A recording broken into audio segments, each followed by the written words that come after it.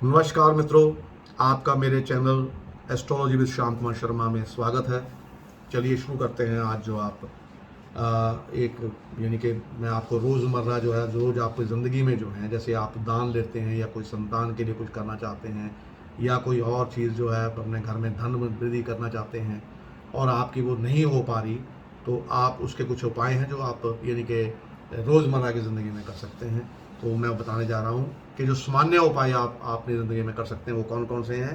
कि हमेशा सच बोलें, कोर्ट या कचहरी में झूठी गवाही ना दें, दूसरों की निंदा ना करें और मतलबी मत बनिए, माता पिता का यथोचित आदर करें और उनसे आशीर्वाद लेते रहें। तीर्थ यात्रा जो है अवश्य करें, जैसे आपके हरिद्वार ये वो जो तीर्थ हैं, केदारनाथ धाम, सब जगह आपको एक बार अवश्य जो उसकी यात्रा करनी चाहिए। तो अमरनाथ यात्रा कर सकते हैं आप। गाय का जो बछड़ा अगर छोटा हो तो उसको प्रेम से पालें, उसको खिलाएं पिलाएं।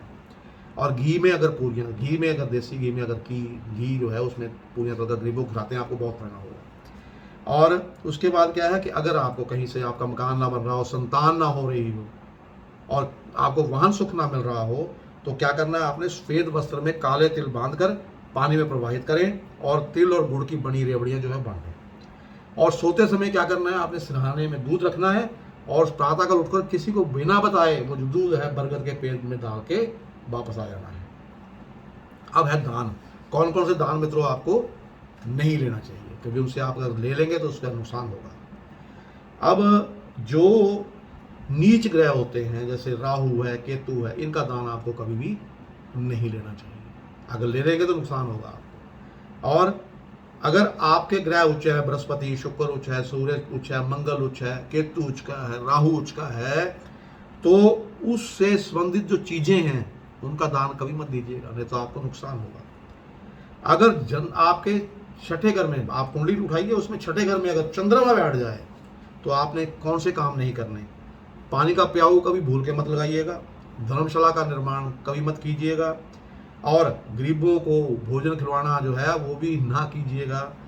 गौदान करना, जो जन कल्याण के लिए कार्य होते हैं ना, वो आपने नहीं करने अगर छठे घर में चंद्रमा बैठा है। ऐसा करने से क्या है कि आपकी जो वंश वृद्धि है वो रुक सकती है। छठे घर की है, सिर्फ छठे घर में चंद्रमा हो, अगर बाकी घर में चंद्रमा है तो आप कर सकते हैं ये था। यदि 8वें घर में आपके शनि बैठा हो तो भोजन, धन, वस्त्र और गाय आदि का दान कभी ना कीजिएगा। यदि जन्म कुंडली के 5वें घर में बृहस्पति बैठा हो तो धन का दान आपने बिल्कुल नहीं करना। तो मैंने आपको बता रहा हूँ कौन से दान आपको नहीं करना चाहिए। कई बार लोग जो है वो फूक में आके या कैसे आके दान करना शुरू करते हैं हर एक चीज़ का। ऐसा दान नहीं करना आपने। वो मैं दान बताऊंगा आपको कौन कौन से दान आप कर सकते हैं। अगर बृहस्पति 9वें घर में हो तो किसी भी धार्मिक, अगर आपके 9वें घर में बृहस्पति बैठ गया ना, तो किसी भी धार्मिक स्थान पे आपने दान नहीं करना है। यदि 9वें घर में शुक्र बैठ जाए तो धन या अनाज संबंधी आपको दान बिल्कुल नहीं करना चाहिए। जन्म कुंडली के 12वें घर में चंद्र होने पर पंडित या किसी अन्य व्यक्ति से कोई भी धार्मिक कार्य संपन्न नहीं करवाना आपने, ना ही उनको दान देना है। 7वें घर में बृहस्पति हो तो पुरोहित को धन या अनाज दान में मत दें, कुछ और दे दें लेकिन दान या धन या अपना जो है अनाज नहीं देना आपने। अगर जन्म कुंडली के, आपके जन्म कुंडली के लगन कुंडली में छठे घर में शनि बुरा, शनि जो है नीच का बैठा हो तो निकट संबंधी के विवाह में शामिल ना हो और विवाह के लिए उसे आर्थिक सहयोग भी ना दें, नहीं तो आपको नुकसान हो सकता है। अगर जन्म कुंडली के दूसरे घर में राहु हो तो तेल या चिकनाई वाले पदार्थों का दान नहीं करना चाहिए। अगर शुक्र चौथे घर में बैठा हो और साथ में राहु भी हो तो सोने का दान कभी भी नहीं करना चाहिए।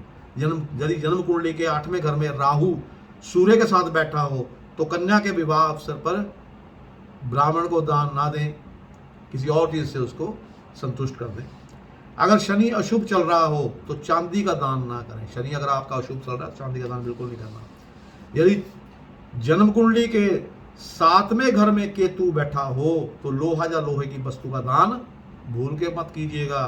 चौथे घर में मंगल बैठा हो तो वस्त्र का दान कभी ना कीजिएगा, कोई और दान कर दीजिए।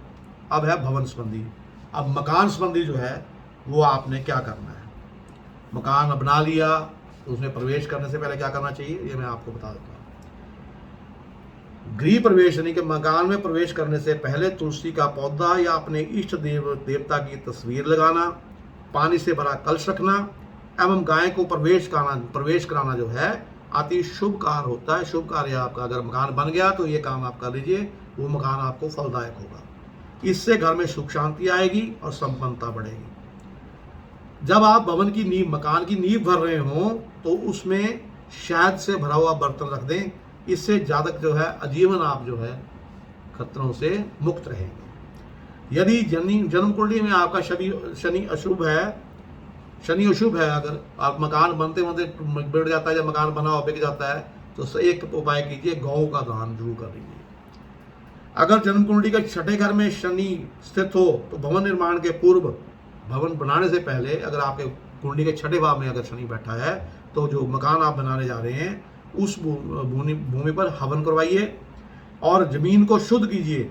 इससे केतु का प्रभाव जो है वो मंदा पड़ेगा और आपका मकान बिल्कुल ठीक बनेगा।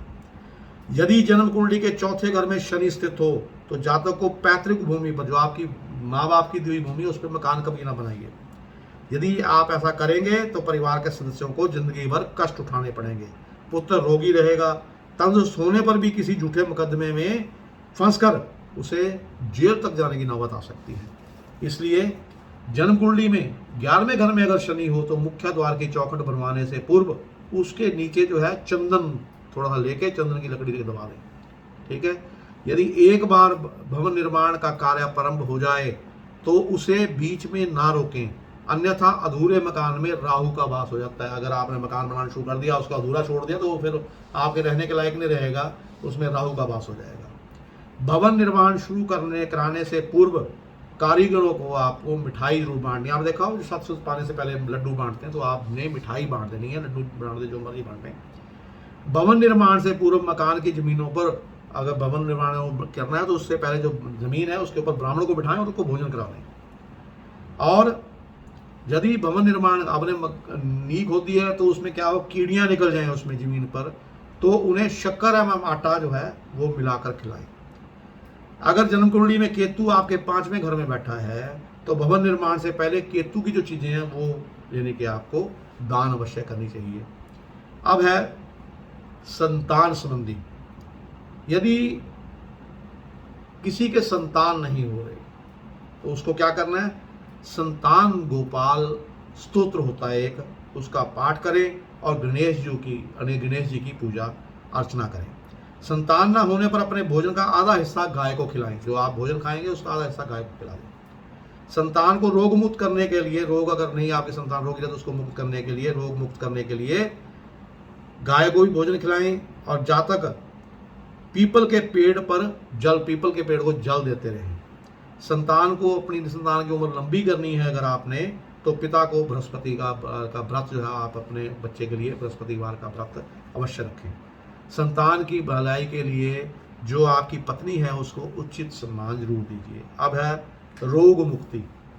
रोग मुक्ति क्या होता है, रोग मुक्ति के लिए भी आप जो उपाय कर सकते हैं वो मैं आपको बताऊं। पहले भी मैंने एक इस पर बनाया था, आपको वीडियो बना के मैंने डाला था, आपको बहुत पसंद आया। लेकिन अब मैं कुछ और उपाय जो हैं, जो और भी आप कुछ कर सकते हैं उसके बारे में बताऊंगा। जैसे रोग मुक्ति के लिए अपने भोजन का चौथाई हिस्सा जो है गाय और कुत्ते को नित्य खिलाएं। आप जो भोजन करना है उसमें से चौथा हिस्सा जो है गाय को और उसी का चौथा हिस्सा जो है वो कुत्ते को भी डालें। यदि घर में कोई बीमार हो जाए तो शहद में चंदन मिलाकर जो है वो चटाएं। यदि पुत्र रोगी हो तो कन्याओं को हलवा आपने खिलाना है। आपका पुत्र अगर रोगी रहता है तो कन्याओं को आप हलवा बना के खिला सकते हैं। यदि रोग हो जाए, आपको कोई और रोग हो जाए, तो तंदूर की मीठी रोटी जो है वो कौए को आप खिलाएंगे, तब भी आपको रोग में काफ़ी फायदा मिला, रोग दूर होगा। यदि पत्नी बीमार रहती हो आपकी तो गौदान जो है वो सबसे लाभदायक है। यदि पुत्री बीमार हो तो पीपल के पेड़ की लकड़ी उसके सिरहाने रखें। पुत्री आपकी लड़की बीमार रहती हो तो उसके सिरहाने जो है वो पीपल के पेड़ की जो लकड़ी है वो रख सकते हैं। मंदिर में गुप्त दान, ये नहीं कि अपना नाम लिखवाओ जी मैंने दान दिया ना, गुप्त दान कीजिए, आपको फायदा होगा। और परिवार का कोई सदस्य या आप स्वयं बीमार पड़ जाते हैं तो रविवार के दिन बूंदी के 1.25 किलो लड्डू जो है वो आपने मंदिर में चढ़ाने हैं और फिर उसको प्रसाद के रूप में बांटना है।